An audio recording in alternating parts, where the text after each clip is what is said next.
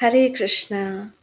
Welcoming all of you to the Sri Radha Kripa Kataksha Stava Raja, session 2.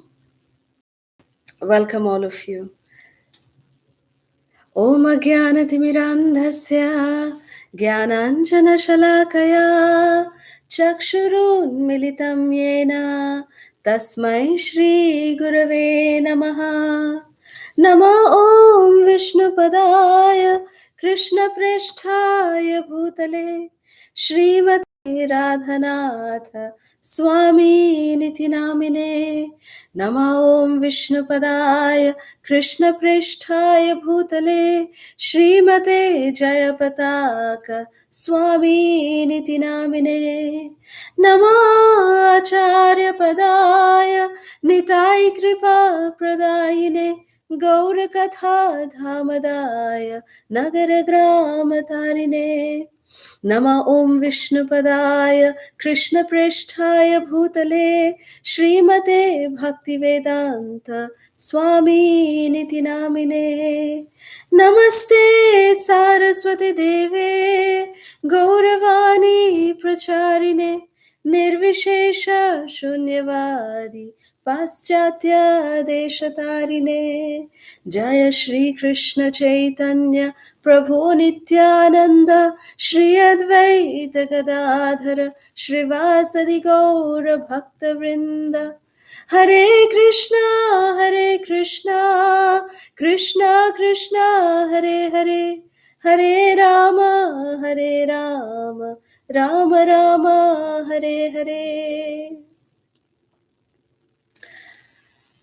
Mukham karoti vachalam pangur langayate girim yat kripatamaham vande Shri Gurung Dinatarinam Paramananda Madhavam Shri Chaitanya Ishwaram Tapta Kanchana Gaurangi Radhe Vrindavaneshwari Vrishabhanu Sute Devi Pranamami Hari Priye.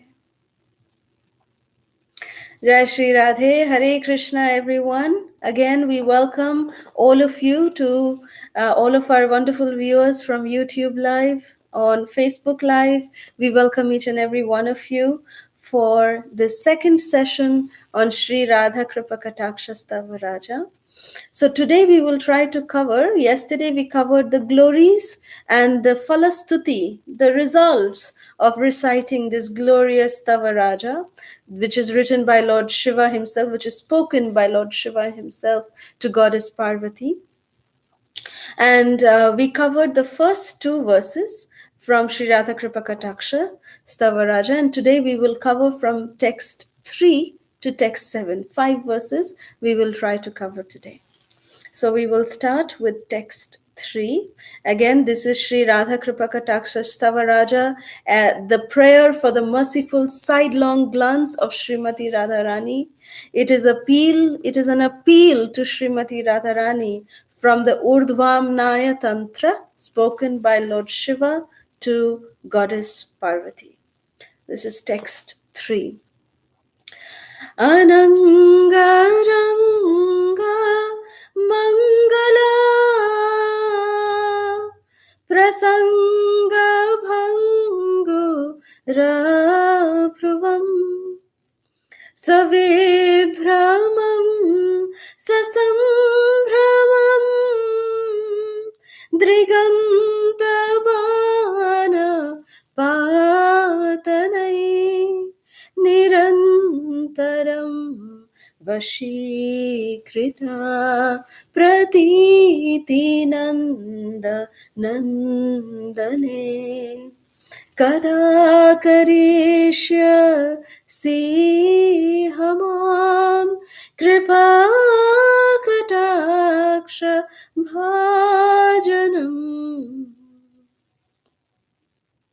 O Goddess, who playfully shooting the arrows of your glances from the curved eyebrows of your auspicious amorous eyebrows, have completely subdued Nanda's son Krishna.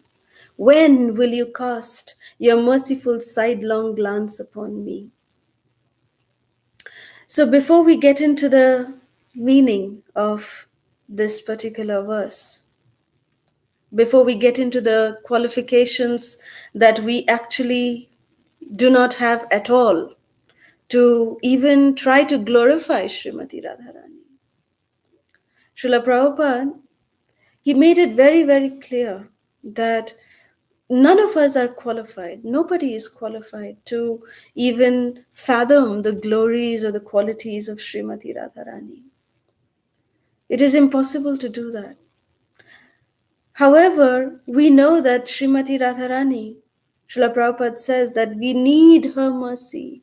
We are actually calling out for her mercy. When we are chanting this beautiful Hare Krishna Mahamantra every single day, the first name that we take when we chant the holy names is Hare. We are calling out lovingly to Mother Hara, to Srimati Radharani as Hare.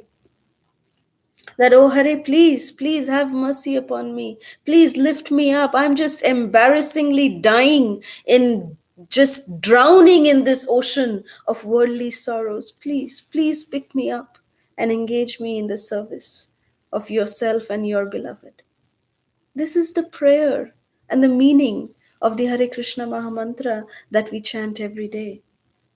So, with this mood of trying to understand and fathom her glories, just like a dwarf trying to touch the moon, we are humbly just trying to repeat what we have heard from our previous acharyas.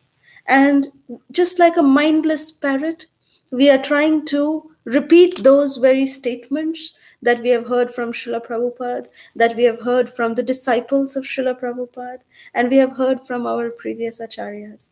We are just trying to present that so that we can at least, just like when we go on the boat or a ship in the ocean, we can just see sometimes when the dolphins are coming up, they're just springing up, and we see from the boat, look, there's the dolphin. But when we look at the ocean from top of the ship, we can't see what is actually going on deep down within the waters of the ocean. But we can just get some glances, some glimpses when the water beings come up. The dolphins, they spring up. That gives us an idea what gigantic creatures can exist within the depths of the ocean. So discussing these kind of spiritual topics, we actually don't qualify to even talk about them. But at least we need a vision that, gives us an access to understand what lies beneath. What do we need to go to? What level we need to rise above to be able to witness that spiritual mellow of the loving exchanges between Srimati Radharani and Sri Krishna. So with that mood, with a humble appeal, with a grateful heart, with a humble heart, praying to our spiritual masters, praying to Srila Prabhupada, that we may not commit any offenses and that we may not deviate from any of their teachings, and that we be allowed to speak whatever we have been listening to from our acharyas. We pray that our acharyas allow us to just repeat whatever we have heard from them. So with this humble plea, let us dive in to this nectarian mellow of Sri Radha Kripa Kataksha Stava Raja. So this third verse, Lord Shiva is so beautifully glorifying Srimati Radharani. He's saying, Ananga Ranga Mangala. Ananga means Cupid. Ananga means that one who does not have a body. So Cupid, he is called as Ananga. That is one of the names of Cupid. Ranga, in the pleasure. Mangala.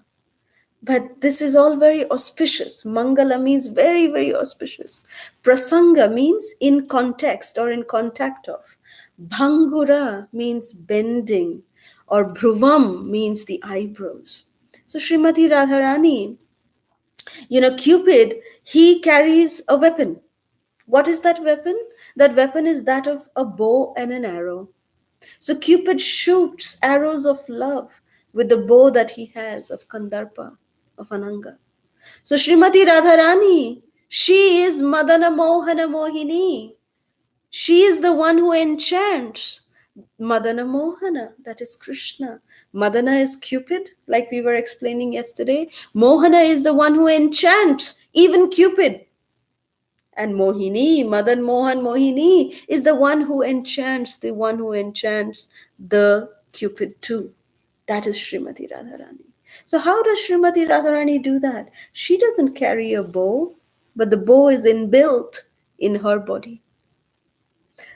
It is explained here by Lord Shiva that the way her eyebrows, Srimati Radharani's eyebrows, are bent in such a beautiful way, just like Kandarpa's bow, just like a bow.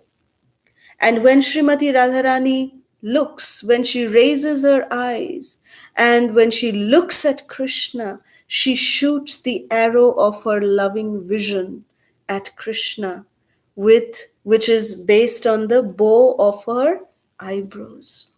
Prasanga bhangura bhruvam, sa vibramam sa sambramam driganta bana patanai. That with the movements of her eyes, she is constantly shooting arrows of love, the vision of the arrows of her love. She's constantly shooting at this playful Krishna. Nirantaram, that she's constantly doing it. It's not that just one time she looks at Krishna. She's actually looking at Krishna nirantam, constantly. She is looking at Krishna. And she, therefore, vashikrita. She is subduing Krishna with her loving glances. Pratiti Nanda Nandane.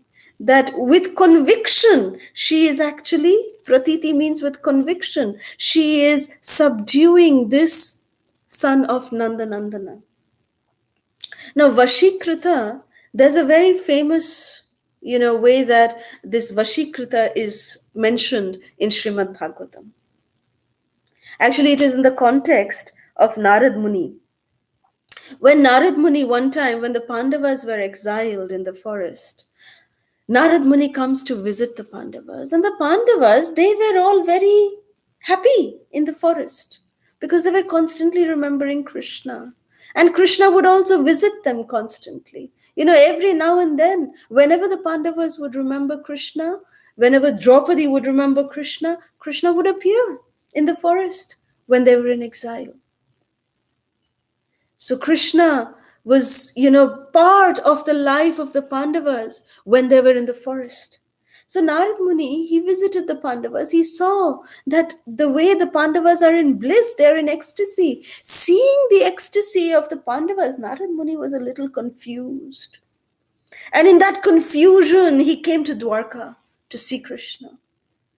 And then he told Krishna, hey Krishna, what kind of, illusion, what kind of hypnotism have you done upon these Pandavas? And Krishna smiled and said, what do you mean, Narada? What kind of hypnotism have I done? And Narada is saying that, my dear Krishna, these Pandavas, such great devotees of yourself, they are in such a miserable condition in the forest. They are kings and the queen Draupadi. They are in the forest in such difficulty, but still they're so happy. They're so blissful because they're constantly remembering you and having your association. So I just have concluded that you have the power to hypnotize. You have vashikriyate. You have hypnotized your devotees. That is the verdict of Narad Muni.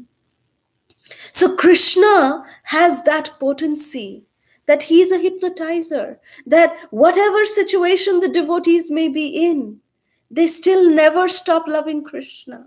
They always remember Krishna. And they tell Krishna that, Krishna, whatever situation you have put us in, this is your mercy, my dear Krishna. If anyone is not completely in love with a person, even in miserable situation, can they say to that person that I love you no matter what? This is the mood of Srimati Radharani. As Lord Chaitanya in the last verse of the Shikshashtakam, Ashlishya padaratam pinashtumam adarshanan marmahtam korotu va yatha tatha va vidadhatu lampato mat prananathastu se evana paraham. That, my dear Lord, you may embrace me tightly, or you can punish me by not being visible to me. But in every situation, you are my worshipable Lord. Whatever situation you may keep me in, that is Vashikriyate. That is how devotees are hypnotized by the love of Krishna. Now, Krishna is the hypnotizer. He is the magician who hypnotizes the devotees. But this magician, this hypnotizer, is also hypnotized by this one special person, and that is Srimati Radharani. Srimati Radharani is Nirantaram Vashikrita Pratiti Nandanandane, that she has hypnotized Krishna by her pure love. And by constantly shooting the arrows of love, of her vision, she is hypnotizing Krishna. So I was just listening to a very beautiful lecture by Srila Radha Govinda Maharaj. And Srila Radha Govinda Maharaj, he was very beautifully explaining, this pastime, I have heard it many, many times, but when I heard it from Srila Radha Govinda Maharaj, it really was so sweet. And I would just like to repeat it the way I heard it from Srila Radha Govinda Maharaj. So Maharaj is saying that he is remembering one day, this pastime is in relation with Krishna, Arjuna, and Srimati Radharani. Very wonderful combination of these three personalities. So Arjuna one day is telling Krishna, hey Kanha, I always see you, whenever we talk, you talk about Braj. You talk about Brajadham. You talk about the Brajabasis. And very specifically, you talk about the Brajabadhus. You talk about your gopis, your sakhis, and Srimati Radharani. So please, please, please, I whenever I see you immersed in some thought, I know that you are always thinking of Braj. So Krishna, please, see, I am your Sakha, I am your dearest Sakha, right? So please, please, please, Krishna, tell me about your pastimes with the gopis. I want to know. So when Krishna heard this sincere plea from Arjuna, Krishna smiled and said, my dear friend, I cannot tell you the pastimes and what I feel when I associate with the Brajabadhus and Srimati Radharani. What I feel, I cannot explain it in mere words. I cannot explain it to you. And then Arjuna got really upset. Arjuna said, Krishna, you claim to be my friend, but today you have proved me wrong. There is no secret amongst friends. I tell you everything. Every state I went to, I have married a princess. I have told you everything. I have told you all my problems. I have told you all my, secrets. Whatever even Yudhishthir Maharaj or Bhima or anybody doesn't know, you know everything. I didn't hide anything from you. Krishna, you are not telling me. That's not fair. How can you then call me your friend? And Krishna said, Arey Baba Arjun, don't get so excited. I meant that I can't tell you, but I can make you experience it. Because that is the only way that you can understand the love of the Vrajavadhus. So I will make you experience it. So I want you to go to Katyayani Devi. Go to Katyayani Devi, goddess Parvati, and please her. Tell her that I sent you and she will take care of you. So Krishna taught Arjuna the mantra that the gopis prayed to Katyayani Devi with. And Krishna gave Arjuna that mantra, Katyayani Mahamaye, Mahayogini Adhishwari, Nanda Gopa Sutam Devi, Patim Me Kurute Namaha. That, hey Katyayani Devi, our only desire is that we want Nanda Gopa Sutta, the one who is the son of Maharaj Nanda. We want him as our husband. Patim Me Kurute Namaha. That please bless us. So, teaching this mantra to Arjuna, Krishna sent him to Katyayani Devi. And Arjuna, very, very sincerely following the instructions of Sri Krishna, he came to Katyayani Devi and said, please, please, please, Katyayani Devi, help me. Krishna sent me to you. And immediately Katyayani Devi understood. And Katyayani Devi said, okay, Arjuna, what you do is go to this place called Mansarovar.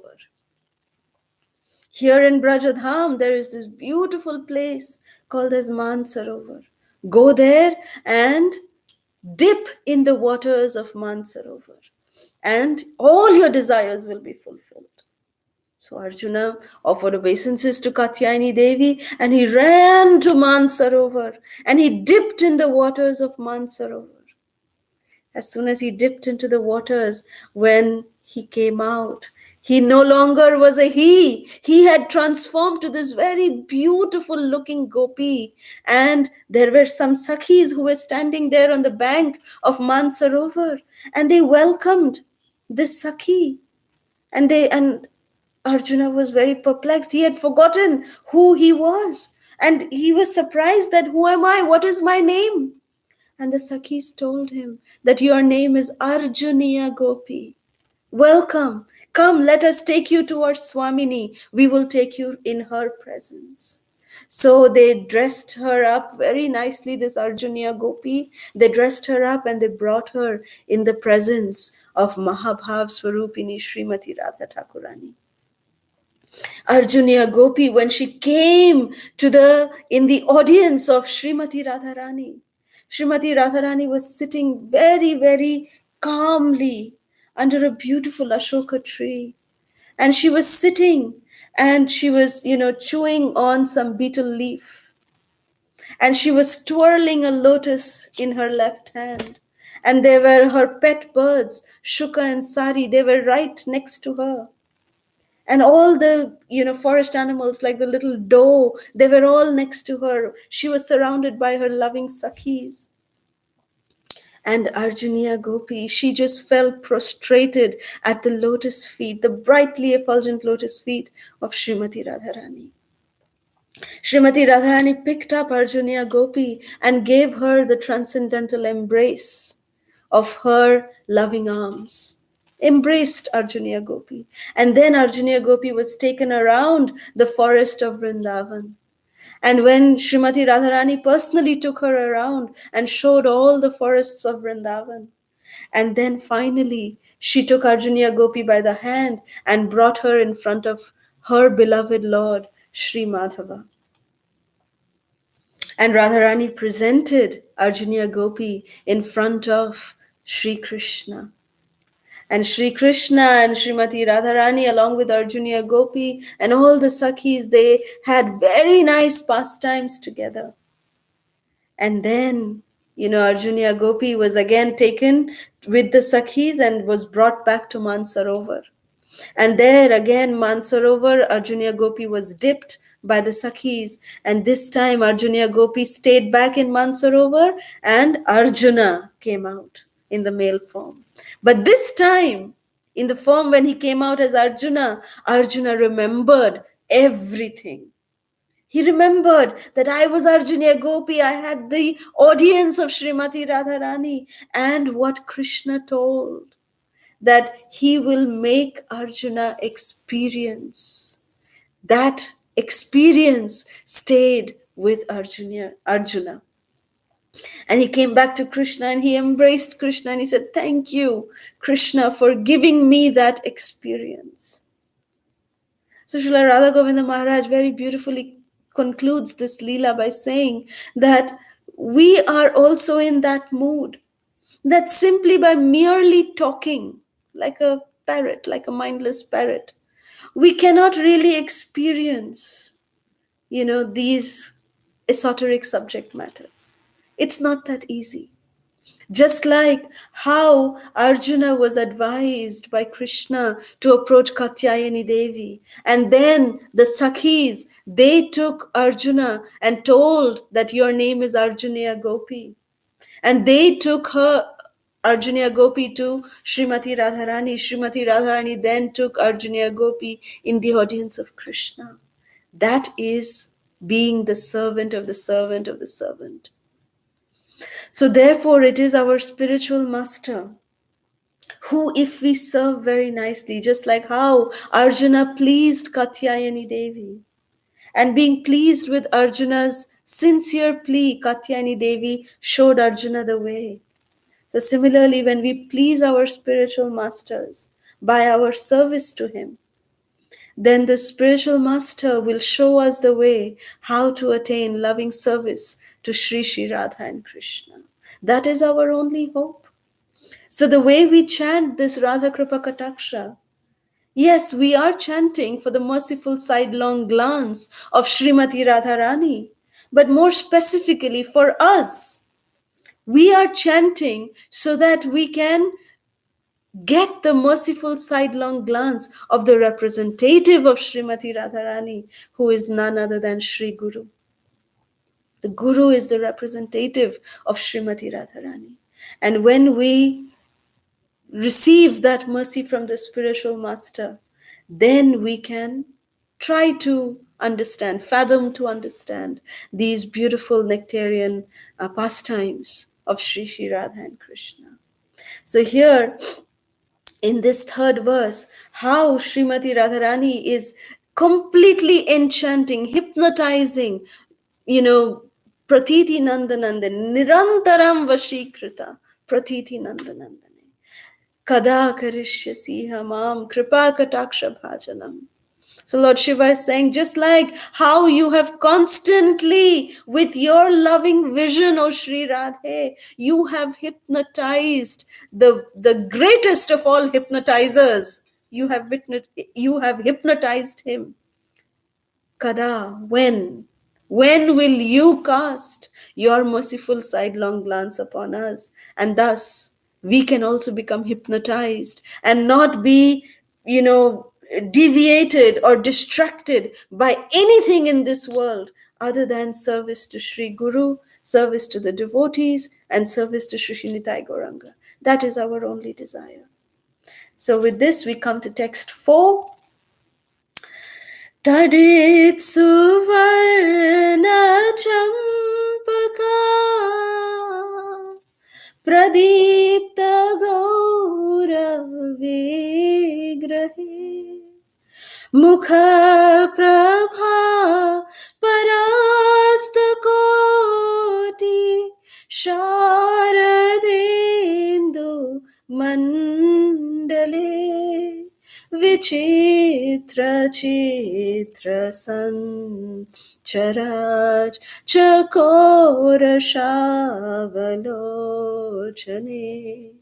कदा करिष्यसि हमां कृपा कटाक्ष भाजनम्. O goddess, whose form is as splendid as the champaka flowers, gold and lightning. O goddess whose face eclipses millions of autumn moons. O goddess whose eyes are wonderful, restless, young chakora birds. When will you cast your merciful sidelong glance upon me?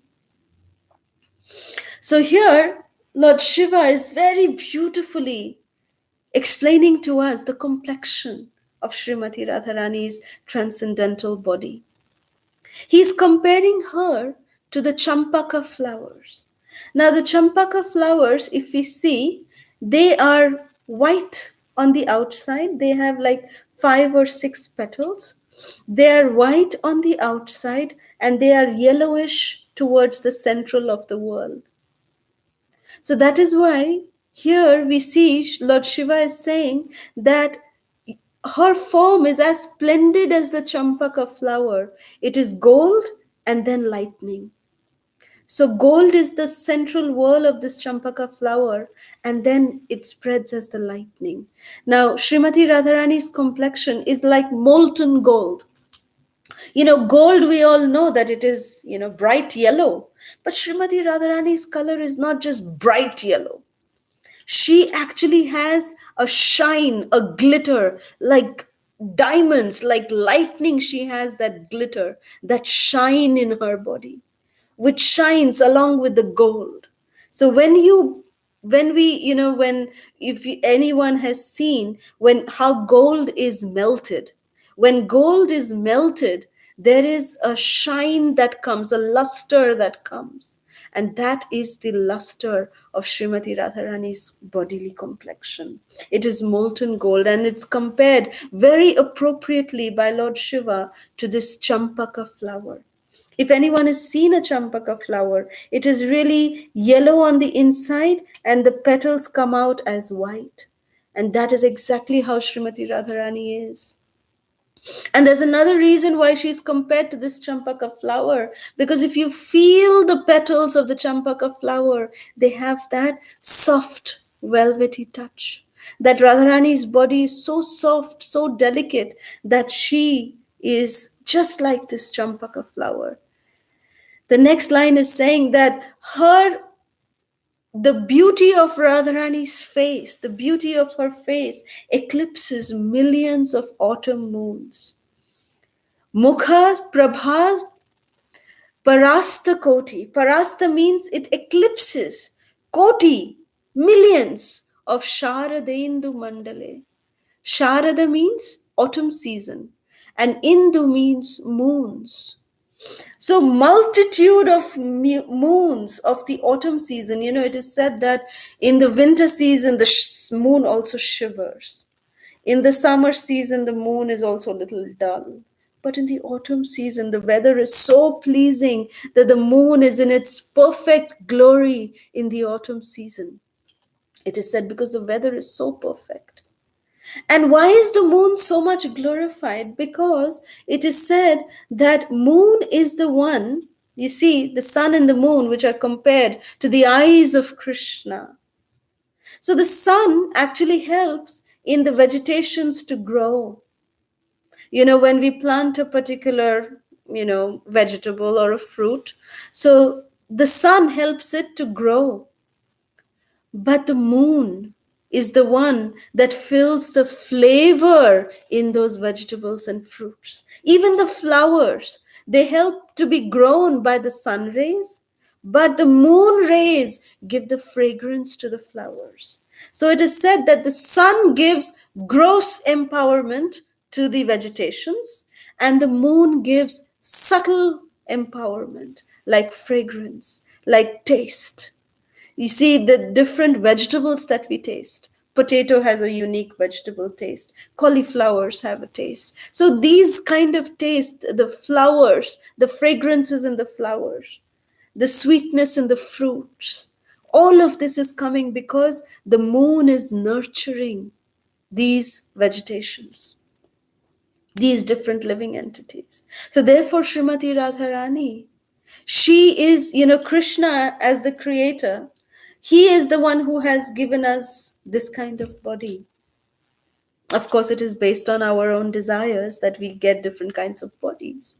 But the moon-like Srimati Radharani, she is the one who nurtures us with feelings, with emotions, so that we can become qualified to be offered to Krishna.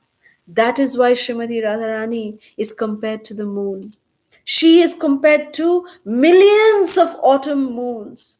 That Srimati Radharani's face is so beautiful. It is so bright, so effulgent that it puts to shame millions and millions of autumn moons. That is how bright and beautiful Srimati Radharani's lotus face is.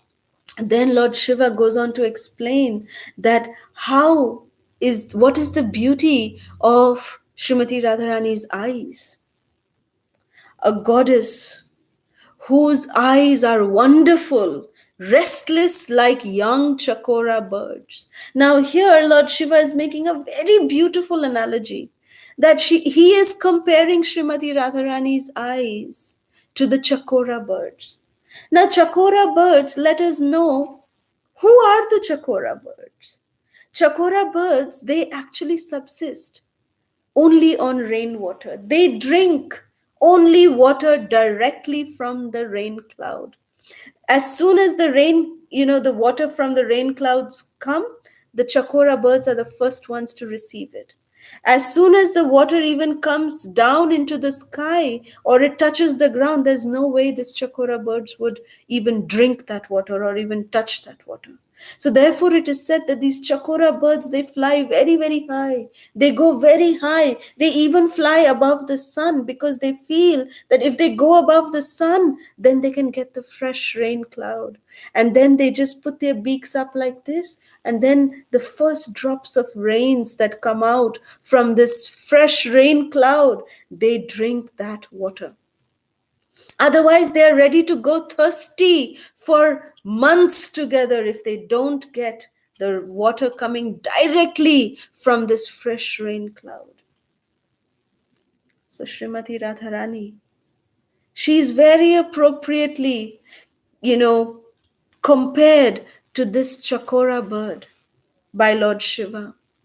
That Srimati Radharani, her vision, her eyes also look only for Krishna. That she only drinks the nectar when she sees the beautiful Nili Megha Shyama form of Krishna, the monsoon, the fresh rain cloud complexion of Krishna. That is the only object of Srimati Radharani's vision.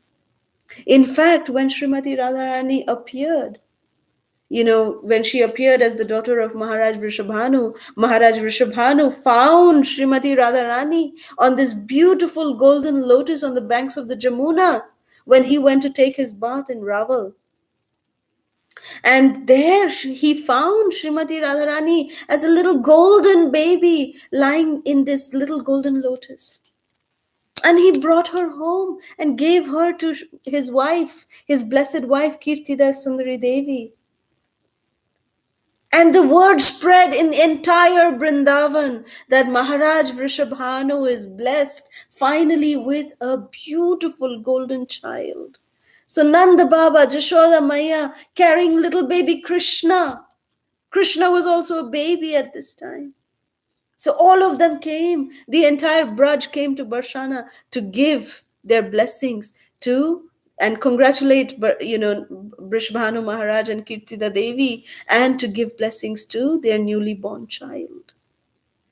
So everyone came, but Vrishabhanu Maharaj, when Nanda Baba saw Vrishabhanu Maharaj, he was a little upset.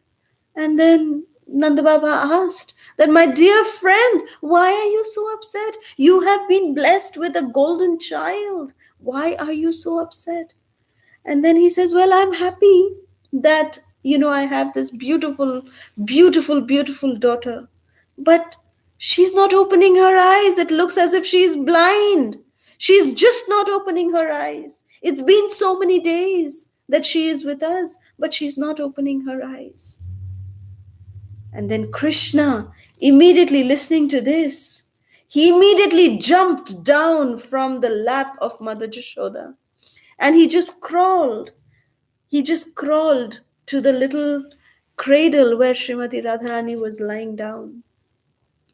And then, holding on to the rails of the cradle, Krishna stood up, and with his left hand, tiny left hand palm, Krishna just touched Srimati Radharani's cheek. He just touched her like this. And as soon as Srimati Radharani got the touch of Krishna, she could immediately feel that, yes, my Lord is here. And immediately she opened her chakora-like chakora bird-like eyes. And she saw Krishna standing in front of her. So Srimati Radharani is so chaste. She is just meant for the pleasure of Krishna. That she only has Krishna as the object of her vision. That she was not even ready to open her eyes unless she knew that it was Krishna who was standing in front of her. That is the devotion of Srimati Radharani. And that is why, very appropriately, Lord Shiva is comparing the lotus eyes of Srimati Radharani to these young chakora birds who just subsist on the vision of Sri Krishna's abundant beauty. When will such a goddess, such a loving goddess, Sri Radhe cast her merciful sidelong glance upon us.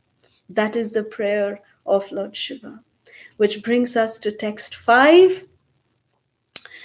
Madonmadati yauvane pramodamana mandite priyanuraga ranjite kalavilasa pandite ananya dhanya kunjarajya kamakeli kovide kada karishya si hamam kripa kataksha bhajanam. O young girl, intoxicated with passion, O goddess decorated with cheerful, jealous anger, O goddess who passionately love your beloved Krishna, O goddess learned in playful arts, O goddess expert at enjoying amorous pastimes in the kingdom of the peerlessly opulent forest groves of Vrindavan, when will you cast your merciful sidelong glance upon me?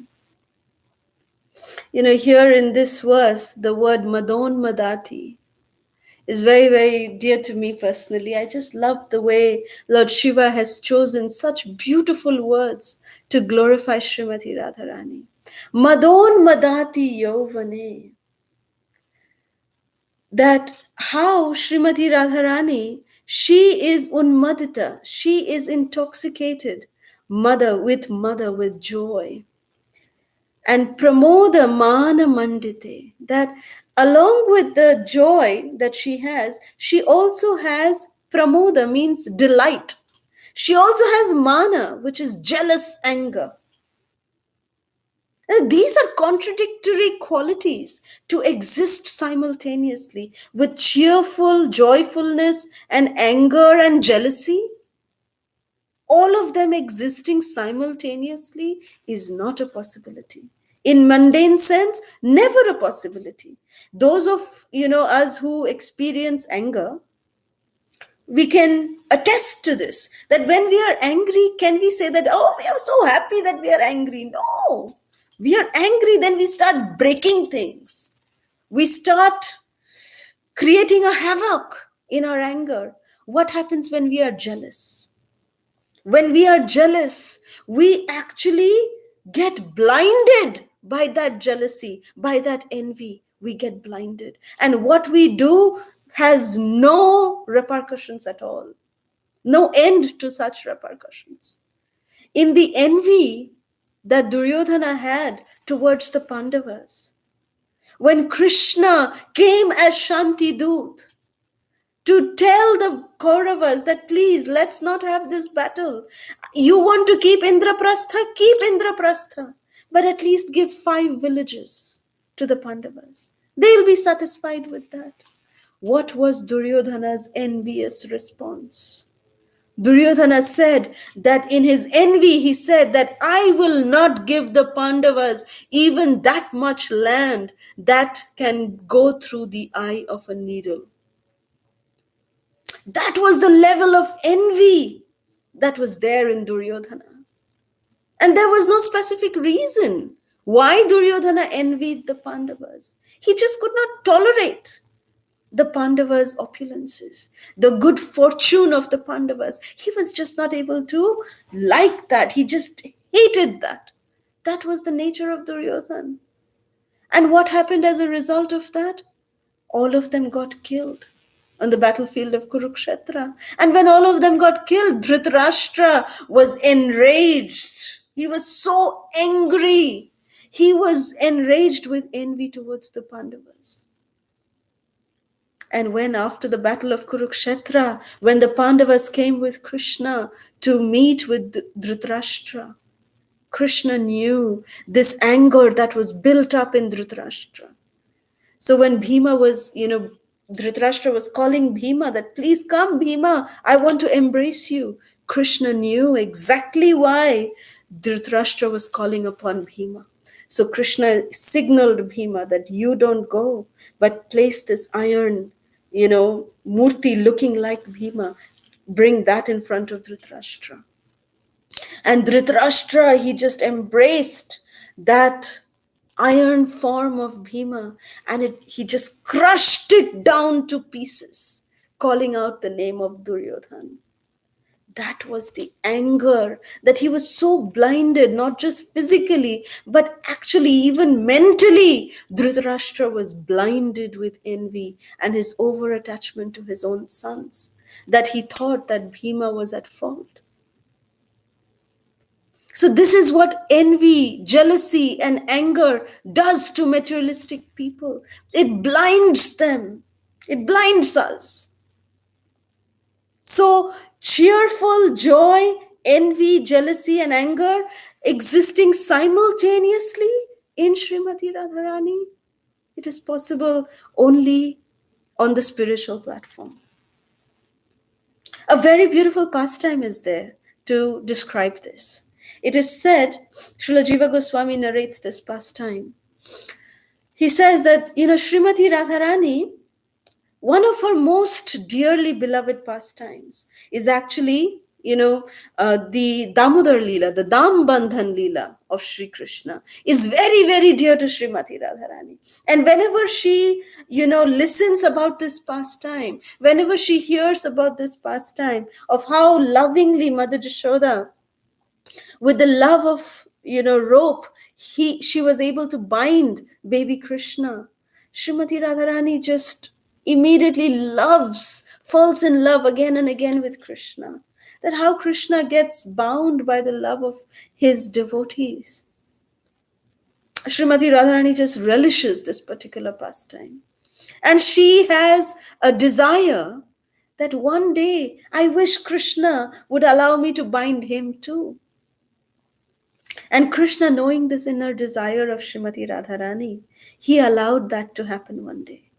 So one fine day, Srimati Radharani and the Sakhis were waiting for Krishna to come in the designated forest area, in the forest grove of Vrindavan, where the Sakhis were all waiting with Srimati Radharani for Krishna, and Krishna was not coming, he was late.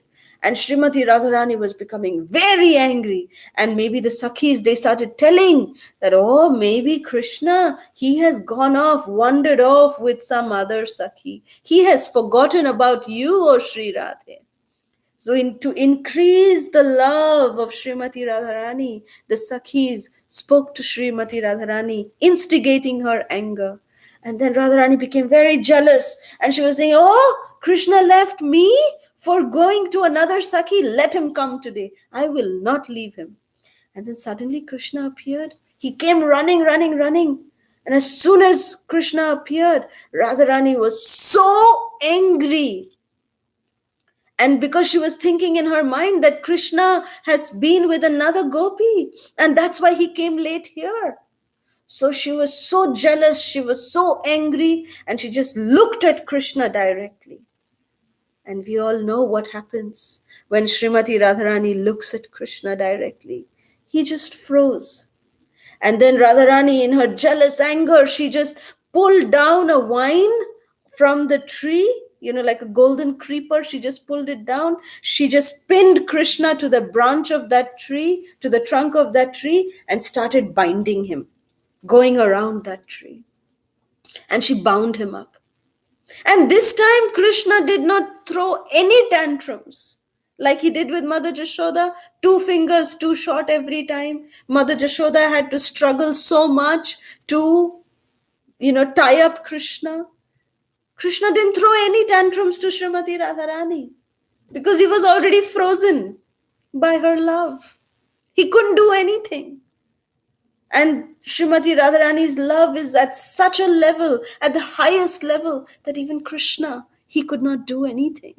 So he just remained frozen, and he immediately got tied up by the loving creepers of love of Srimati Radharani. And then after tying him up, Srimati Radharani, she just touched Krishna like this, on his chest and on his left shoulder, and said, "Now you tell me, Krishna, why did you come late?"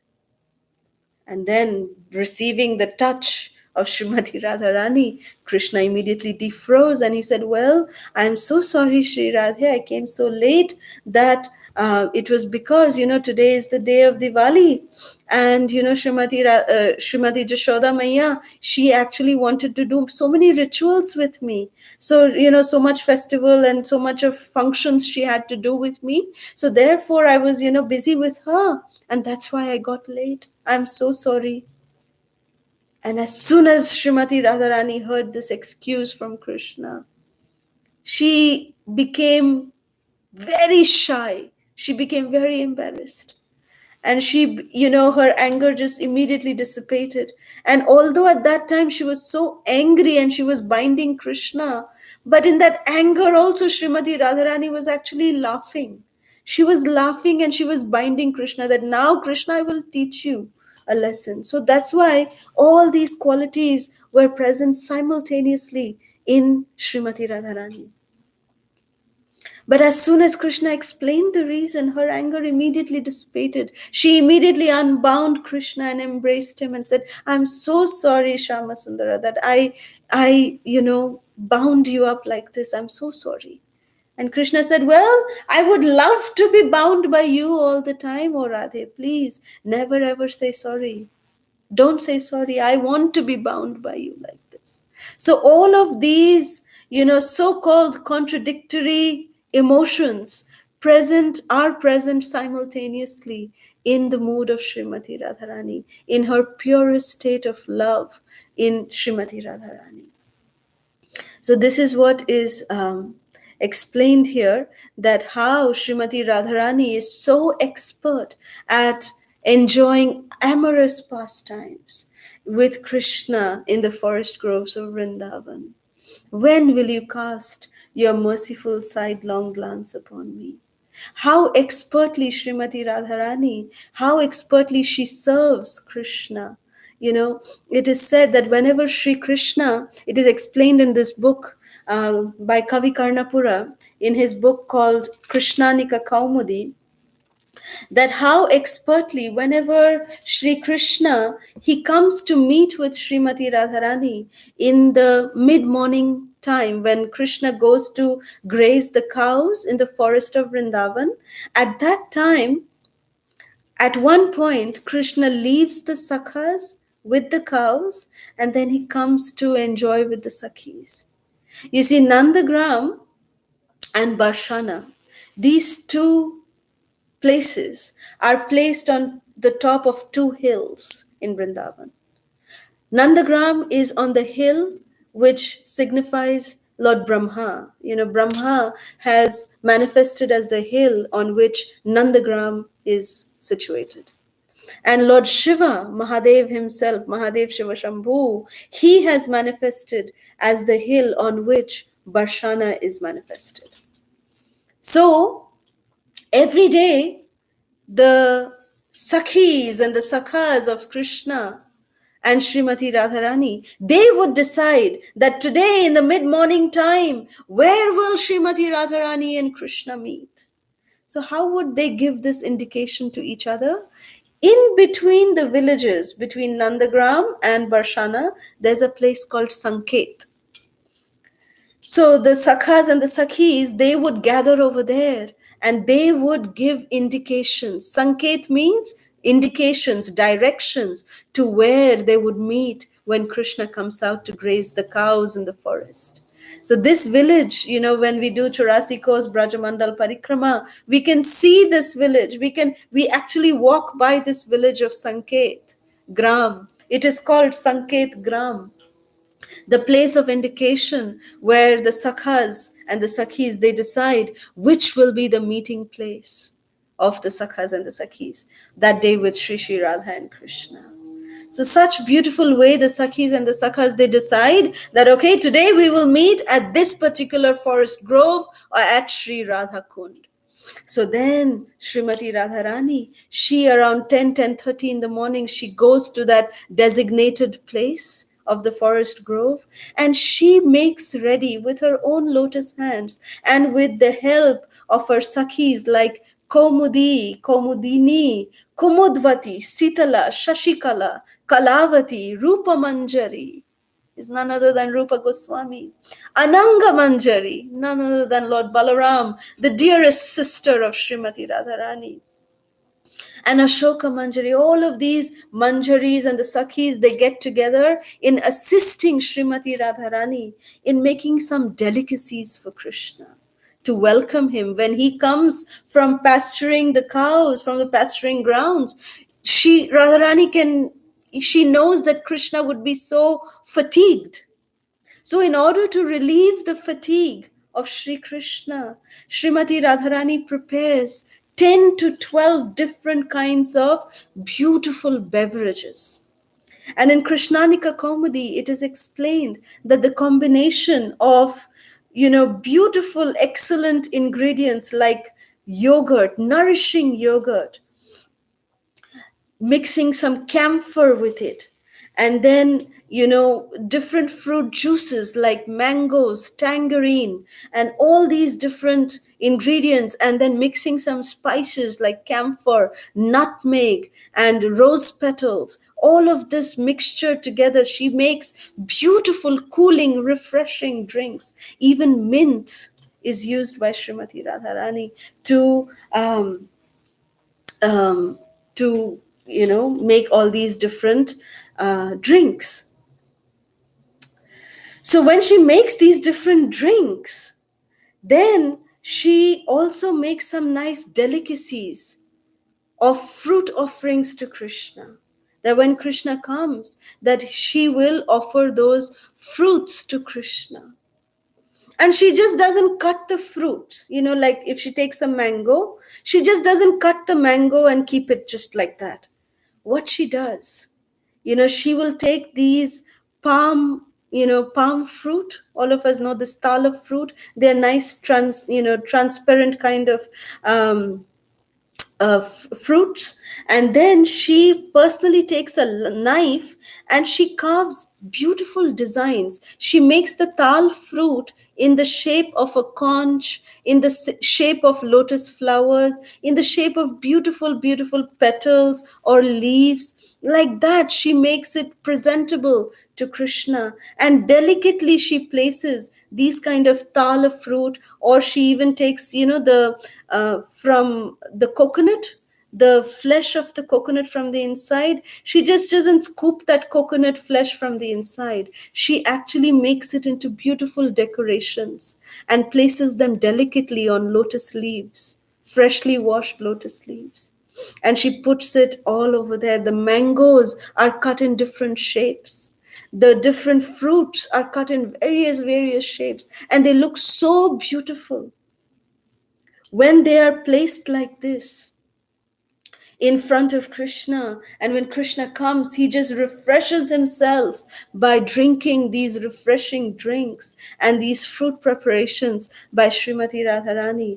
And they play beautiful games of amorous pastimes. They play chess, they play different kinds of water sports, they do all kinds of leelas. So Srimati Radharani is so expert in all of these different kinds of manifestations of these conjugal pastimes of Sri Radha and Krishna. So expertly she engages Krishna in these amorous pastimes.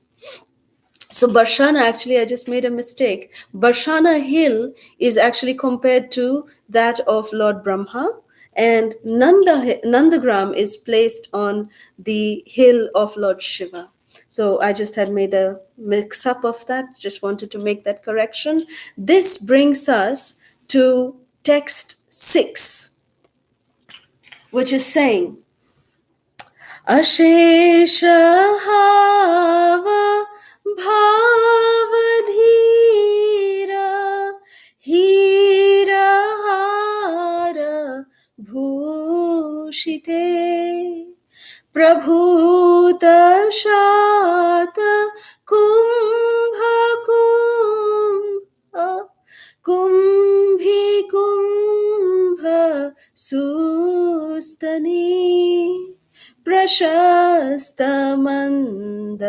Hasya Churna Purna Saukhya Sagare Kada Karishyasi Hamam Kripa Kataksha Bhajanam.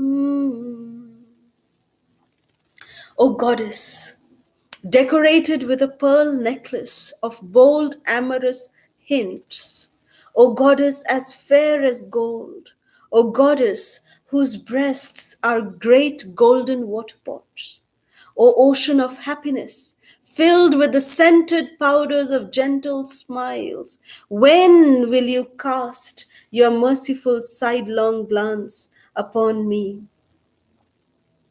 So, this text 6, Lord Shiva is glorifying the beauty of every limb of Srimati Radharani's body.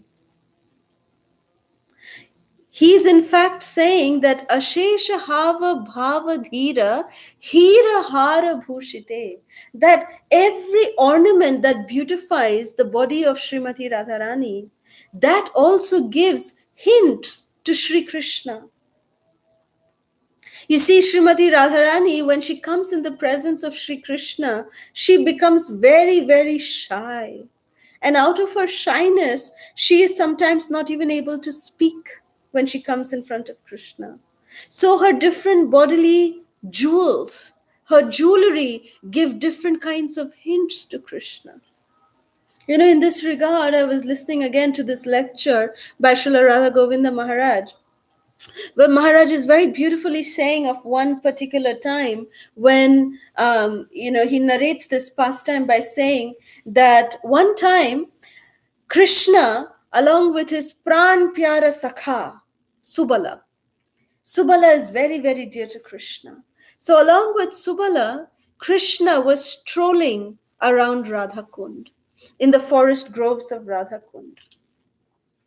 So Sri Sarika is one of the pet birds of Srimati Radharani.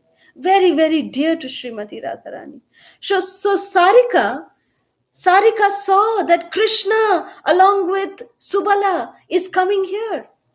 So Sarika, to give pleasure to Sri Krishna, Sarika just perched on top of one Kadamba tree and started singing.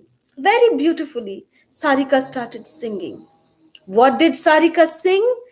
Sarika was singing and glorifying her Swamini, Srimati Radha Thakurani.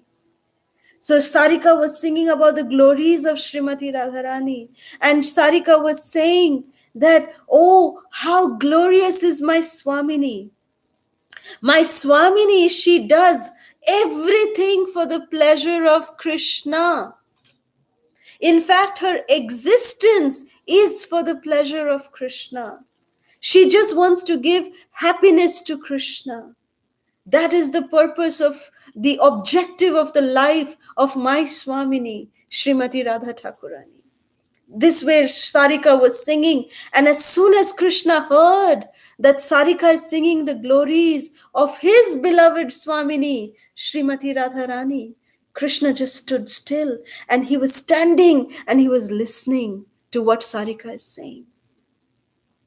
Sarika continued speaking that Srimati Radharani, she is always, very nicely she gets decorated. Every limb of Srimati Radharani's body, she puts on very beautiful jewelry. She adorns her lotus feet with very beautiful pearl-like ankle bells, and they have very beautiful bells in her ankle bells, which give such a tinkling kind of sound. She wears toe rings. She wears two toe rings in her lotus feet, each of her lotus feet. One is a ruby and one is a sapphire, a blue sapphire, and it is surrounded with diamonds, small diamonds. That is the toe ring that she wears. And then she's wearing this beautiful skirt, which is blue in color, and it has very beautiful gold and red, embroidery done with silk. and gold-studded silk on this blue velvety kind of dress skirt that Srimati Radharani wears. And then she's having a very beautiful gold waist belt, a very thick waist belt which has loops of pearls that go around. And that waist belt also has some bells that are there inside that waist belt that she wears. Her slender waist is thus covered by this golden waist belt that she wears. Then she wears a beautiful blouse which is red in color, and her reddish blouse has little flowers of gold and blue, which very nicely contrast with the skirt that she's wearing. Then she has a very beautiful, the dupatta that she wears, the pallu that she wears, her silk chadar that she wears is golden in color, which has blue, red, nice embroidery done, which perfectly match the blouse and the skirt. And Srimati Radharani wears beautiful armlets, bracelets, bangles, and finger rings.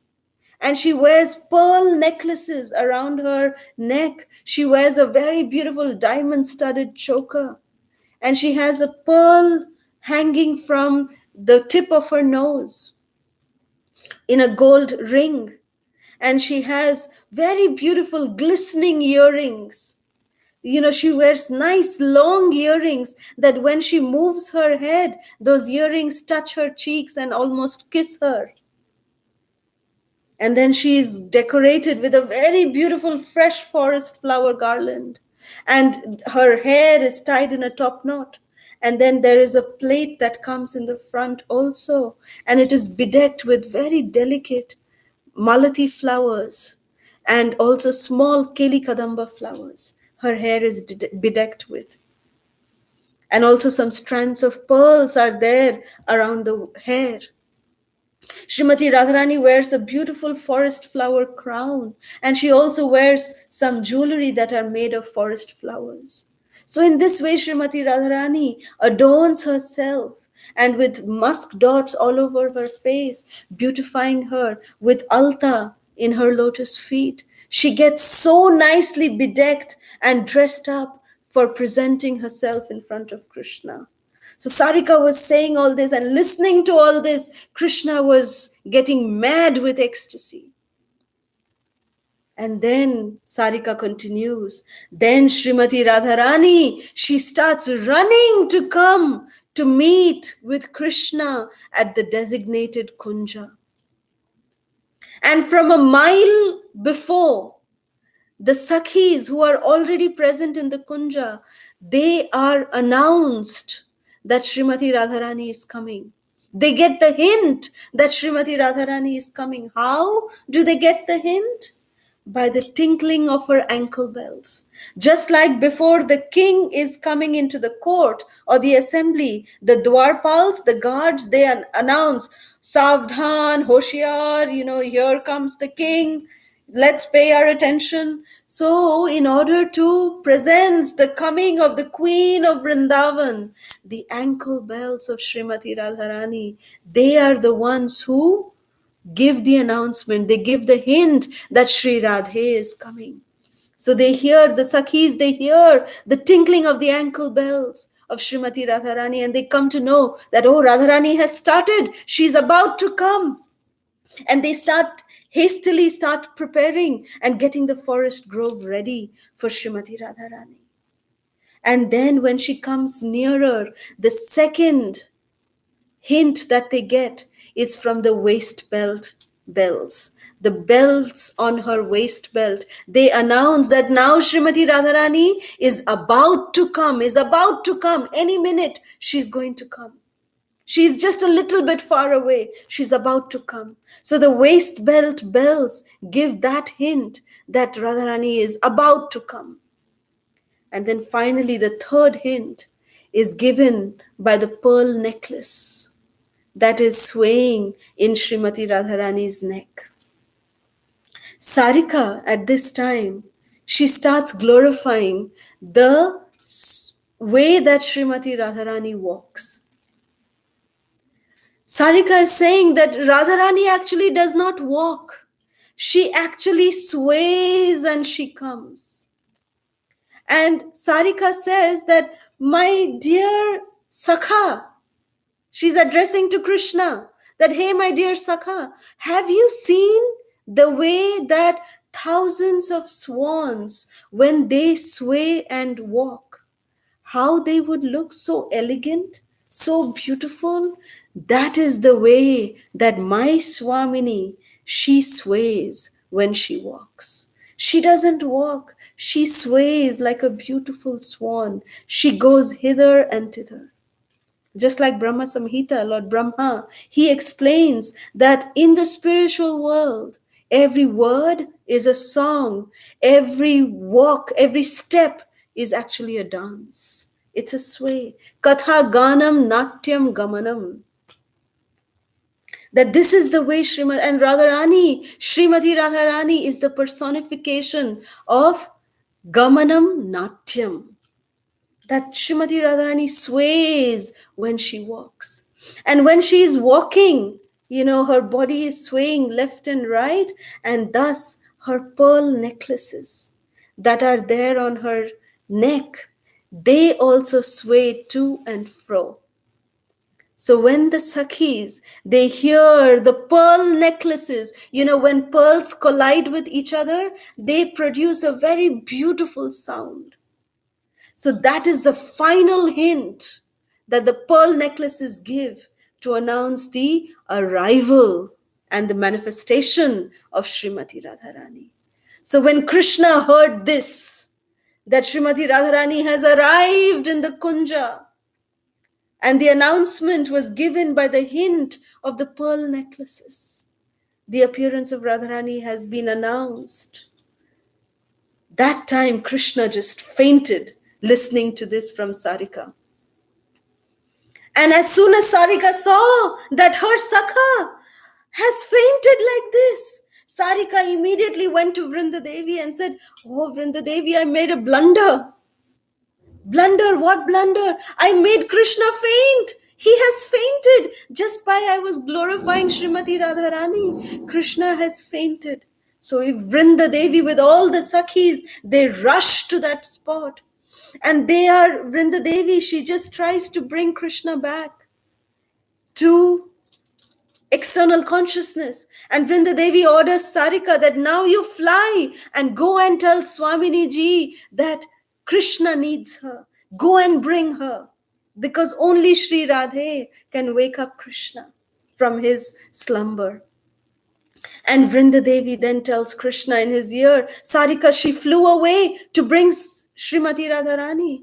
And then Radharani, Vrindadevi started announcing that, look, Krishna, open your ears and listen. The ankle bells are giving the hint that Srimati Radharani has started to come towards you. And then after some time, Sri Vrindadevi is whispering in Krishna's ears that, look, Krishna, now we can hear the tingling of the bells from the waist belt of Srimati Radharani. She's very near. She's very near Krishna. She's about to come. And then finally, Vrindadevi tells in Krishna's ears that, look, Krishna, please listen. Please listen to the hint that the pearl necklaces are giving.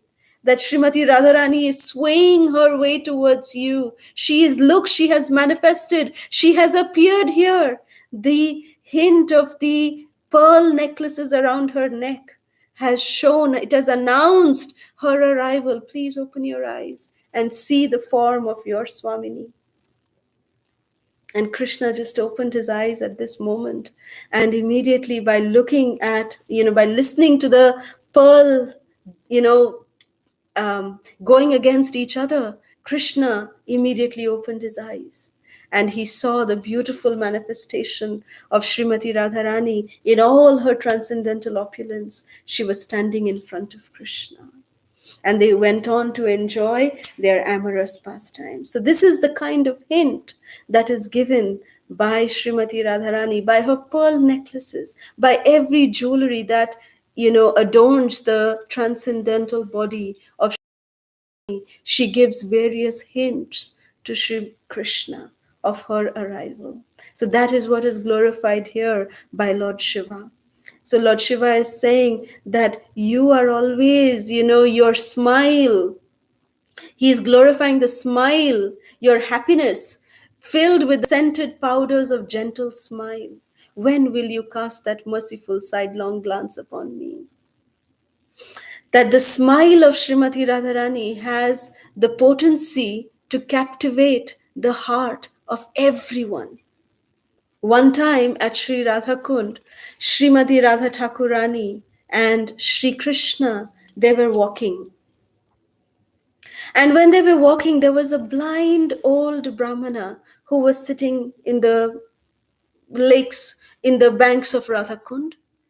And Sri Radhe, out of her supreme compassion, she told Krishna, when she saw this old blind Brahmana, she told Krishna, "Hey Thakurnath, please give your mercy to this blind Brahmana." And Thakurji, he said, "Oh, Sri Radhe, you are my Swamini. Whatever you say, your wish is my command. I will do whatever you are saying." So saying like this, Thakurji, he came in front of this Brahmana and said, "My dear Brahmana, open your eyes and see me." And then listening to and when, Srimati Radharani saw that Krishna was, walking towards this Brahmana and talking like this way to the Brahmana, Srimati Radharani was standing at a distance and she started smiling, seeing the way that Krishna is doing whatever she's saying and how playfully he is talking with this Brahmana. Srimati Radharani started smiling. She started laughing. And listening to this, the Brahmana said that, "I will open my eyes and see you, Hey Thakurji, if you bring your Swamini in front of me, and if she also comes along with you, then I will open my eyes." And Thakurji said, "How do you know that my Swamini is here? I am here, I am talking to you, but she's not here. How do you know that my Swamini is here with me?" So then that Brahmana says, "I do not see, but I can hear. The gentle smile, this smile and this laughter belongs to none other than Vrajeshwari Sri Radha Thakurani. That this transcendental smile only can be the possession of this Queen of Vrindavan, Srimati Radharani. And you, therefore, are our Sakha. You are our, Thakurji. You are Krishna, the Supreme Personality of Godhead." So then Srimati Radharani, listening to this heartfelt appeal of this blind Brahmana, immediately appeared next to Krishna. The Brahmana was blessed with the vision to see this Yugala Roop of Sri Radha and Krishna. And the Brahmana opened his eyes and he was able to have darshan of this Yugala form of Sri Radha and Krishna. So this is the potency of the smile of Srimati Radharani, which is glorified here by Lord Shiva himself. So this brings us to the last verse of today. Mrinala vala vallari taranga ranga dorlate latagralasya lolanila lochanava lokane lalalulan milan manogya mugdha moha nashrite kada karishya si hamam kripa kataksha bhajanam. O goddess, whose arms are lotus stalks dancing on the waves. O goddess, whose dark eyes are dancing vines. O playful, beautiful, charming goddess, when will you cast your merciful sidelong glance upon me? So here, Lord Shiva is glorifying the beautiful arms of Srimati Radharani, the lotus arms of Srimati Radharani. Whenever I read this particular verse, whenever I recite this verse, I am always reminded of the lotus battle that happened with Srimati Radharani and Krishna, and along with all the Sakhis. That is very beautifully described by Srila Kavi Karnapura, who is the son of Shivananda Sen, who got so much mercy from Sri Gauranga Mahaprabhu, that because he pleased Gauranga Mahaprabhu to this extent, that Kavi Karnapura was able to, these pastimes were revealed to Kavi Karnapura. And for all of our benefit, he has noted down these pastimes in his book called Krishnanika Kaumudi. Very beautiful book, filled with these nectarian pastimes of Shri Shri Radha and Krishna. And one of them is this lotus battle. You know, it is said that when Krishna comes to, in the mid-morning sessions, when Krishna comes to have amorous pastimes with the gopis, if it is the summertime, Srimati Radharani and the gopis, they frolic in the waters of Radha Kund or the Jamuna, and whichever forest grove they may be, they either go to the waters of the Jamuna or they come to the waters of Radha Kund, and they have a lotus battle. How is this lotus battle going on? It is explained that Radha Kund is filled with blue lotuses and pink lotuses. Ananga Manjari, who is the manifestation of Lord Balaram, because Srimati Radharani, Lord Balaram, he actually is there in every rasa of Krishna. Starting from Shantaras up to even Vatsalya Ras, he's there. But in Madhurya Ras, because Srimati Radharani would become very shy in front of Lord Balaram, so therefore, in order to not put Radharani in an embarrassing situation, Lord Balaram manifests as the sister of Srimati Radharani as Ananga Manjari. And she arranges for these beautiful pastimes at Radha Kund. So Ananga Manjari, she makes sure that in the Radha Kund, there are beautiful blossoming lotuses, pink and blue, signifying Radha and Krishna. So when the divine couple, along with the Sakhis, they enter into the waters of Radha Kund, Krishna then says, okay, now we will have a battle. What does Krishna do? Krishna actually takes the entire lotuses. He collects all the blue lotuses, and then he fills the lotuses with the waters of the Radha Kund, and he starts spraying them on Radharani and the gopis.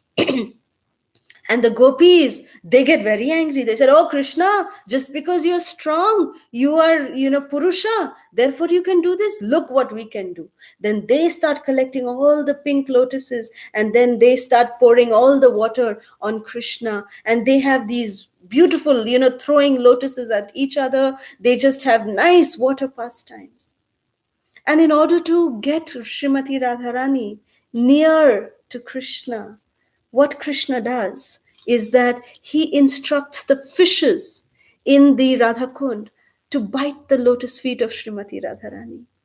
And he also instructs the bumblebees to come and, because the bumblebees are anyways so illusioned, they think that, oh, among the blue lotuses, there is blue lotuses on Radha Kund, there is pink lotuses on Radha Kund, and there is this one golden lotus also. They mistake the face of Srimati Radharani to be a golden lotus. So Krishna, as the Paramatma in their heart, he directs the bumblebees that go and take the nectar from Srimati Radharani's golden lotus-like face. And the bumblebees come swarming towards Srimati Radharani. And the fishes, also being instructed by Krishna, they bite very lovingly, taking the residue of dust of the lotus feet of Srimati Radharani. They bite on her lotus feet, and being very scared, Srimati Radharani just leaves her Sakhis and she comes to Krishna, and with her elongated arms, which are compared to the lotus stem, the stem of the lotus. That's how elegant Srimati Radharani's arms are. And in that scared form, she just comes and envelopes Krishna. She just catches Krishna's neck with the loving embrace of her lotus stem like hands with her arms. So this is what Sri Shiva Shambhu is comparing Srimati Radharani's lotus stalk like hands, her arms to be like the stem of the lotus flower. So when will you cast your merciful sidelong glance upon me, O Srimati Radharani? That when Srimati Radharani, when she is crossing, these different trees and the forest of Vrindavan, she is coming running towards Krishna to meet with Krishna. The forest grass, every blade of grass feels so fortunate that Srimati Radha Thakurani is casting the dust of her lotus feet upon our head. And this was the prayer of Uddhava. Uddhava is praying that please let me be a blade of grass in the land of Vrindavan, so that someday or the other the gopis and Srimati Radharani will cast the dust of their lotus feet upon my head. So till today, Uddhava is residing as a blade of grass in Vrindavan, just to witness these pastimes of amorous loving exchange of Srimati Radharani and Sri Krishna.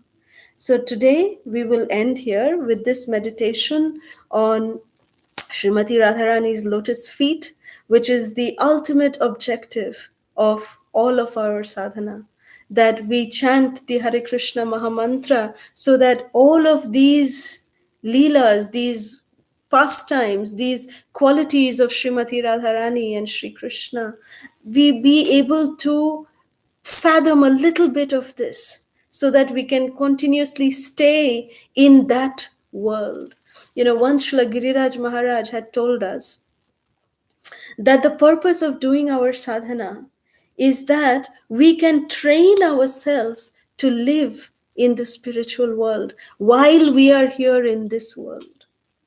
And these pastimes, this kind of sadhana, helps us to be in that other world. Although we are in this world, it helps us to be in that world.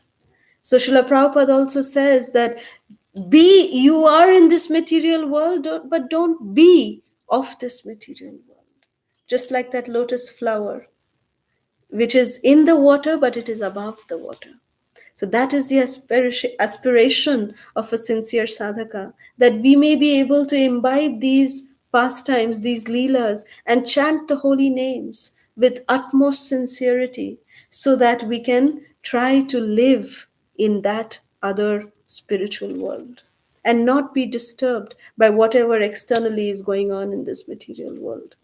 So with this, we will end this session of Sri Radha Kripa Kataksha Stava Raja. I see some questions here on YouTube. Shiva Prabhu is asking, does ordinary mortals can even afford to desire such experience like Arjuna experienced? That is the purpose. When we are reading these kind of leelas, when we hear these kind of pastimes, that gives us an insight that, yes, someday, we will be also able to experience. This is the bar, that is set for us. This is the goal. This is the objective. We are working towards that objective. So yes, it is possible. Shiva Prabhu is again asking, Krishna gave darshan to many devotees across. Did Srimati Radharani ever give darshan to anyone in Kali Yuga? Of course, Srimati Radharani has manifested as Sri Chaitanya Mahaprabhu. We will talk more about this in tomorrow's session, how Srimati Radharani has given her darshan to so many devotees.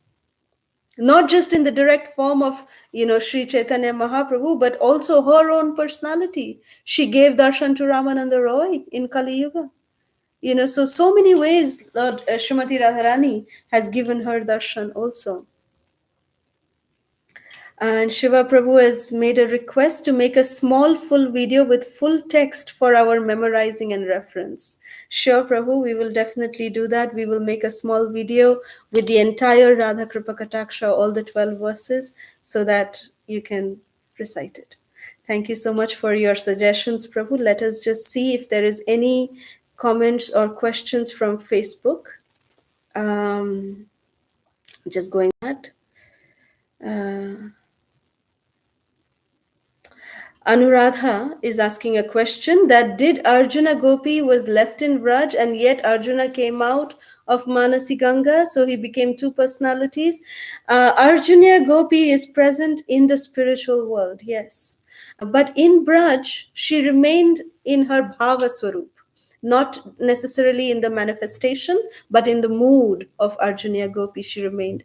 But she actually is a Gopi in the spiritual world. So I hope that answers your question. Anuradha, thank you very much. So that's all is the questions from Facebook. We thank all of our viewers on Facebook Live as well as on YouTube Live. Thank you very much. Association. We look forward to your association for the final session tomorrow. Thank you very much. Srila Prabhupada ki jai. Shri Mahadev Shiva Shambhu Param Vaishnav ki jai. ISKCON Vartaman Guru Vrinda ki jai. Jai Nitai Gaur Sitanath Premanande. Hari Hari Bol. Shri Radha Kripa Kataksha Stavaraj ki jai. Hare Krishna.